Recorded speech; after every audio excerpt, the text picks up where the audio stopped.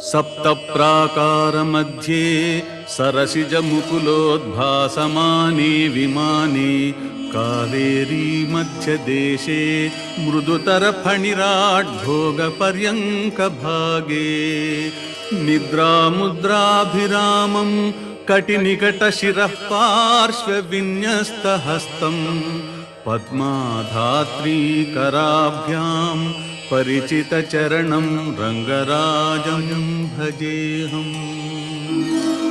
कस्तूरीकलितोर्ध्वपुण्ड्रतिलकं कर्णान्तलोलेक्षणं मुग्धस्मेरमनोहराधरदलं मुक्ताकिरीटोज्ज्वलम् पश्यन्मानस पश्यतो हररुचिं पर्यायपङ्केरुहं